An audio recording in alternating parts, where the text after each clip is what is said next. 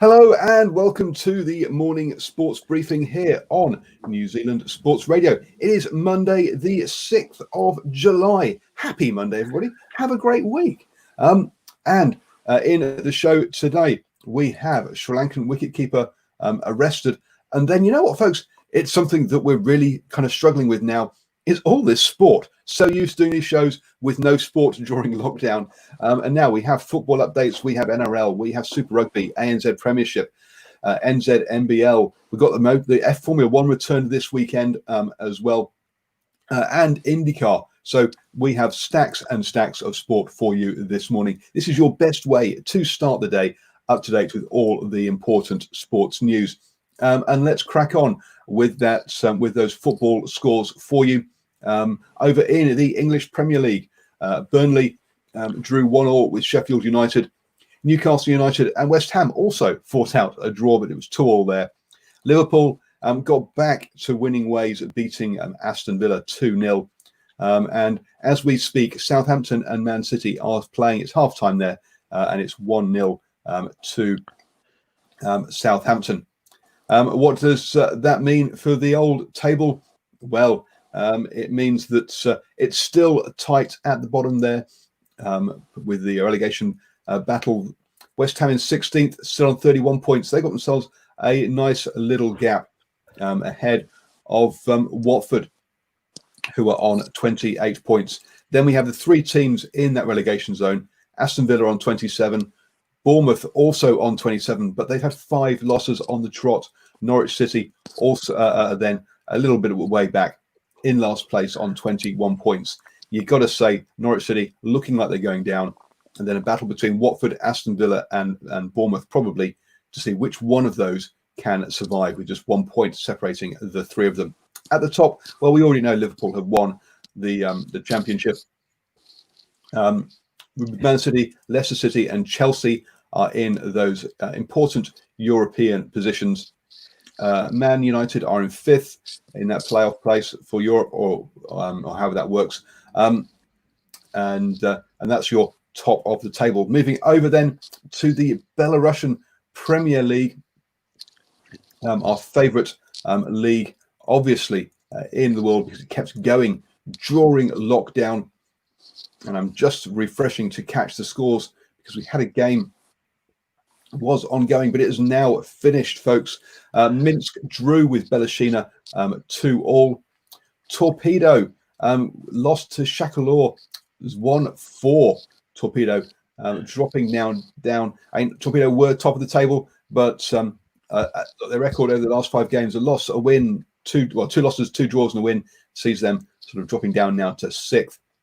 And Ruha Brest beat Dynamo Minsk 1-0.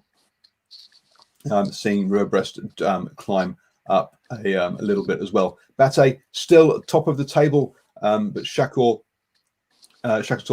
also on 30 points. So really tight at the top there. Only 1 point back, you've got Neymon Gordon and Energetsk. So you have 4 teams separated by just 1 point at the top. Belashina still on the bottom there with 7 points. Smolovic with 11, trying to catch up with Minsk, who are now on 15. Both Minsk and Smolovic have got games to catch up on. Remember, Minsk missed 2 games due to coronavirus earlier in the season. I'm going to hand you over now to Ashwin, who's going to bring us up to date with our cricket news. Good morning, Paul. Good morning, viewers and listeners out there on the interweb. And yeah, as I rub my eyes and try and wake myself up, as mentioned by Paul, the Sri Lankan wicketkeeper has been arrested. Kusal Mendes has been arrested and will appear in front of a magistrate within the next 24 hours. Mendes was arrested after killing a 64-year-old cyclist while driving. The victim, a local resident of where the accident occurred, died as he was being transported to hospital. So we'll keep you updated as we get more information coming through on that story over the next few days. In cricket, that's going to be happening soon. Johnny Bairstow and Moeen Ali are the early casualties for the selection of the 21-man squad for the first test against West Indies. Both players will move over to a white ball bubble. So I love the colours of the bubble, according to Ed Smith, the ECB national selector. He added that it made more sense that was neither player was likely to play a starting role in the playing 11 that they move into preparation for white ball. With England's rearranged summer and protocols around COVID-19 and biosecurity, they expect the ODI series with Ireland to begin 2 days after the end of the West Indies' third test. It's not clear from the comments made whether it'll be two separate squads for the test matches and the ODI series. And us in New Zealand, we wait with bated breath. The Spark Sport are in the box seat for England cricket rights. Now, Sky New Zealand's deal with England and Wales Cricket Board expired at the end of last year. Then last Thursday, Sky mistakenly posted on their website that they would be showing the first test series post-COVID lockdowns. This mistake had been made by Sky, possibly because they do own the rights to West Indies cricket back in the Caribbean. Now, it is understood Spark is well placed to secure the rights, but a Spark spokesman was being rather coy as late as Friday as to whether they had got those rights. So we've got Test cricket starting Wednesday English time, probably Thursday our time. But at this point in New Zealand, we're not sure how we're going to watch it. So we look forward to finding that out, and hopefully there's other avenues if they haven't sorted themselves out. And that, Paul, is the cricket news for today. Thank you very much, Ashwin. Oh dear, Sky. Their social media accounts not doing too good recently. Tweeted out a picture showing us all what the future rugby fixtures that haven't been announced are going to be. Yes, that's right.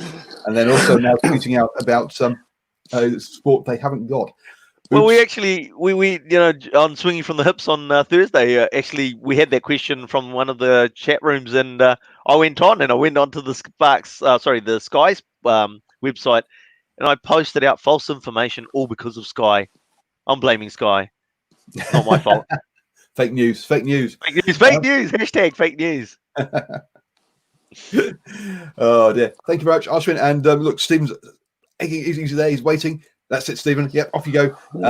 Please bring us up with the birthdays this morning. Yeah, good morning, guys, and good morning to everybody tuning into NZ Sports Radio. Well, nothing fake about these birthdays this morning. Firstly, a one-test All Black. And fine, a one-test All Black. I should go back to the beginning. English-born New Zealand football manager. A one-test All Black, and finally, a former Super Rugby winner of the Hurricanes. See, trying to be too smart first thing in the morning, you end up losing your cue. Willis Halaholo, born this day, the 6th of July, 1990, is a New Zealand rugby-born union player who currently plays at centre for the Cardiff Blues team that won the first ever Super Rugby title, although that was the Hurricanes that won the Super Rugby title in 2016. Halaholo played provincial rugby for both Southland between 2013 and 2016, and Waikato in 2016. Kevin Senio, born this day, the 6th of July 1978, is a former New Zealand Rugby Union professional who most recently played professional for ASM Claremont. I'm not even going to begin to say their second name. Paul might know that better than me. Avaron? Who knows? Senio is also a former All Black, making his debut against Australia in New Zealand's 34-24 win in the final match of the 2005 Tri-Nation Series. That's when we used to just hand out All Black jerseys willy-nilly around those mid-2000s. His only appearance in an All Black jersey. Senio played provincial rugby for Auckland Counties, Manukau, Bay of Plenty and Canterbury, and Super Rugby for the Chiefs and the Crusaders. But I'll tell you what, he's played one more test than I ever did.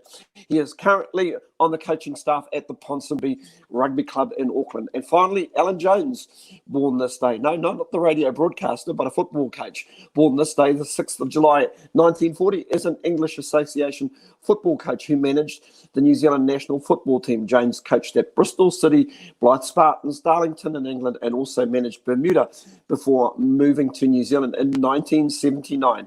Jones first took charge of the New Zealand side in October 1983. His record was he won 15, drew 9, and lost to 16. So probably maybe just under 50% of his 40 games in charge. Actually might be less than that because he had draws as well. So I just want to say happy birthday to all three of those gentlemen this morning. I'll be back with I wouldn't say a bumper edition of League, but we pretty much wrap up things for the weekend. Back to you, Paul. Thank you very much, Stephen. Yes, Stephen will be back with the sport that keeps on giving. You are listening to New Zealand Sports Radio. Don't forget, you can listen to us on the go. You can download the podcast and search for New Zealand Sport Radio on iHeartRadio, iTunes, Spotify, or Acast, and listen to us on the go. In rugby union news, Dan Carter turned out for Southbridge Domain, where 1,500 onlookers were came out to support him. Now we talked through the results yesterday, but it was also a big day for him as he got his club blazer. Now 8 years ago, when he made his 100th test for the All Blacks, they made him an honorary honorary blazer member, and it's taken him this long to get down there to collect it. It was given to him by his father, who made 300 appearances for the club, and he quipped at the end, "You've only got 296 games to catch up." That's right. Dan Carter's only played 4 times for his club. It shows you how little that professional rugby players get to play club rugby nowadays. Also, yesterday we had the Chiefs and the Hurricanes, the two teams that hadn't won a game yet, fought out yesterday. The Hurricanes came out on top 18-25, where the Chiefs really just could not get anything going in that first half, and 2 minutes of them losing their heads meant that the Hurricanes took a 3-20 lead in at half time, and basically held the Chiefs at bay in the second half there. You could see that the coaches were angry about a decision around where Geordie Barrett took a penalty kick from. It was about 60 odd meters out there. I reckon it should have been about 10 meters back. But even so, he would still have cleared the crossbar. I think it shows you the mentality that they're in a bad place at the moment. The Chiefs, that they're complaining about that rather than looking at their own game and trying to and taking responsibility for the result and understanding where they could have improved. They should. You can't complain about where penalties are taken. You should just not give up penalty in the first place, folks. So interesting one there. I'm going to hand you back now to just to let people know, of course, Super Rugby AU and Super Rugby, or Super Rugby, or as we like to call it, Super Rugby Gold, knowing our periodic table as we do, don't we, Ashwin? And Super Rugby Aotearoa returned at the weekend. We'll be talking about that, plus Club Rugby this evening on the Driving Maul Show at 8 p.m. Also, Stephen was around the grounds watching some grassroots rugby, and we'll be talking about that with Dwayne as well this evening. So do join us when we're joined by our Samoan International for all our rugby talk. I'll hand you back to Stephen now. Take us to our NRL update. I'm just having a laugh. I was just trying to think, I'll be around the club grounds. I don't know if that's lurking with intent, but that sounds really bad. maybe not lurking. I'll just be observing. Will be a good thing. Yes. Oh, good grief. Anyway, in league news this morning, the Newcastle Knights get home against Manly in a controversial finish. South Sydney Rabbitohs too good for the Canterbury Bulldogs, and we wrap up round 8, and we look at that table.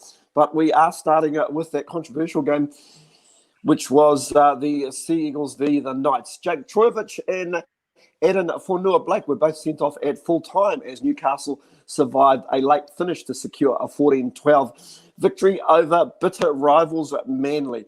In the dying moments of the clash, with the Sea Eagles trailing, winger Tavita Fonua appeared to be taken out off the ball by Bradman Best as he surged towards the Newcastle try line. The bunker adjudicated that there was no penalty forthcoming, and Manly's players went ballistic, with Grant Aikens giving the duo their marching orders. That's the official.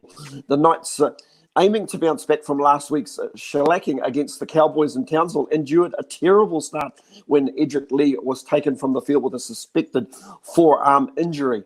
Lee wasn't their sole injury concern, with Sione Mata Utia failing to return from an HIA after an ugly collision with Cade Cust and Kalen Ponga going off in the second half with concussion. The Knights stood it tough, something which has been a hallmark of the side under Adam O'Brien. The Novocastrians took the lead after some early pressure near Manly's line paid dividends. Lachlan Fitzgibbon charged after an in-goal grubber. As he did so, Sea Eagles captain Daly Cherry Evans pulled him back with referee Grant Aikens, deeming that it was a professional foul. Cherry Evans copped 10 in the bin, with Ponga nudging over a penalty. Ponga would convert Newcastle's opening try when Andrew McCulloch burrowed over from close range with Cherry Evans off the field. The Manly skipper returned shortly after and had an immediate impact as he charged onto the ball and went over for a 4-pointer. Newcastle, though, hit back just before the break with Kurt Mann picking up a Mitchell Pearce bomb to give the Knights a 14-6 lead at half-time. For the next 20 minutes, it was a game of chess, each side completing and going through the motions until Cuss sparked a comeback to cut the deflect. His try saw Manly perk up, and they almost had a second Cherry Evans try after a collision in the air between Daniel Levi and Kalen Ponga. The fullback fell on his head as Cherry Evans touched down, but the bunker showed that Levi had knocked the ball on in the air. It was the closest Manly would get to scoring, to crossing until Funua's late charge, which promoted the chaotic scenes at full time. And there we have it, that final score again. Newcastle Knights 14, Manly Sea Eagles 12. So the Sea Eagles, that was their second loss in a row maybe, so they've just got to pick themselves up. And in our final game, the South Sydney Rabbitohs beat the Bulldogs 26-10 in a brutal contest at Bankwest Stadium, with both sides sweating on injuries to key personnel. Braden Burns suffered a kneecap dislocation, and Adam Elliott with a shoulder injury in the second half, with Burns likely to miss the rest of the season. Alex Johnson got the Rabbitohs off to a flyer after he burned Dylan Watene-Zelniak for a long-range special, and that you've got to be quick to beat that man. That was started by a Latrell Mitchell assist. Adam Reynolds extended the Rabbitohs lead with a penalty goal in the 26th minute. The Bulldogs hit back with a try to a returning hero, Marcelo Montoya, who kept his comeback with a well-worked 4-pointer just before the halftime. The Rabbitohs got off to a perfect start in the second spell, with a Jaden Sewer pouncing on a kick from a Adam Reynolds to push the lead out to 8. But the Bulldogs refused to go away after 3 repeated sets, a 6-again set, and a goal line dropout. Raymond Faitala Mariner charged over from close range. However, Cody Walker barged over moments later to push the lead back to 10. The Rabbitohs were cruising towards victory before Braden Burns dislocated his kneecap to take some gloss off the performance. Diana Gagai capped off the win with a length of the field intercept to score his 50th try in first grade and seal that result. That final score again, South Sydney 26, Bulldogs 10. Wow, just some of those injuries. They just sound absolutely horrific. Just before we put the table up, I'm just going to go through all the scores from round 8. Remember, we started Thursday night, the Storm over the Roosters 27-25. Friday night, the Raiders over the Dragons 22-16. The Eels too good for the Cowboys 42-4. We go to Saturday's games, the Sharks way too good for the Titans 40-10. And of course, the Warriors. The big result for us was the Warriors winning the weekend, showing some mettle and beating what is a very broken Broncos side, 26-16. The West Tigers went down to the Panthers in a very close one, probably the game of the round, 19-12. And, of course, the games from yesterday, Knights 14, Sea Eagles 12, Rabbitohs 26, Bulldogs 10. And I'll probably get Paul to post that table very, very shortly. There it is in front of us once again as we look at the end of round 8. It's the Eels in first place with 14 points. Panthers, Storm, Knights, Roosters, Raiders. I think these first 6 teams, I think they'll be there or thereabouts towards the end of the season. We got the West Tigers, the Sharks, as we look down towards 12th place, the Warriors sitting on 12th, and of course the besieged Broncos down there at the bottom of the table on 4 points. I'm sure the boys on the standoff will have Brad and Sanjay will have a bit to say on Wednesday evening at 8 p.m. A couple of controversial finishes, and of course for us a good result for the Warriors. That's league news today. I'll be back tomorrow with some more league news, probably from another venue, I would imagine, but we'll see how we go. Back to you guys. Have a great day, everybody. Thank you very much, Stephen, for our NRL update, the sport that just keeps on giving. Moving on then to the ANZ Premiership and the Pulse. They keep on winning. 51-30 win over the Magic there. And it was really put away during the second quarter. They scored 17 points and only allowed 5 at that point in that quarter, which really set them up for a comfortable 51-30 win. That sees them clear at the top now with 5 wins from their 5 games, being chased by the Mystics, who have won 4 out of their 5 games. And then there's a bit of a gap back to the Tactics, who've won 2 out of their 5 games. This evening, we have the Magic versus the Stars. The Magic having to back up after playing last night. So do get down to the Auckland Netball Centre in St John's for that game if you'd like to catch them live netball. Over in the Sal's NBL, and the Huskies went down 83-91 to the Nelson Giants. They've not been able to back up that for their first ever win, which was their last time out. Their big performances there from Muraholo Liafa, who scored 32 points for the Huskies, but the rest of his team let him down. A much more all-round performance by the Giants saw them get over the line. And in the second game last night, the Manawatu Jets beats the Taranaki Mountaineers 102-93 in that one. The Samuel with 24 points and 11 rebounds, got the double-double, helped also by Vodovanic with 17 points and 12 rebounds, another double-double, and their scoring was led by Bezant with 24. So, the trio there getting the Manawatu Jets over the line. And boy, oh boy, that means it is a very, very tight ladder over there in the Sal's NBL. The Franklin Bulls at the top with 8 points from their 4 wins. But then you have the Otago Nuggets, the Nelson Giants, the Manawatu Jets, the Canterbury Rams, and the Taranaki Mountaineers, all on 6 points with 3 wins.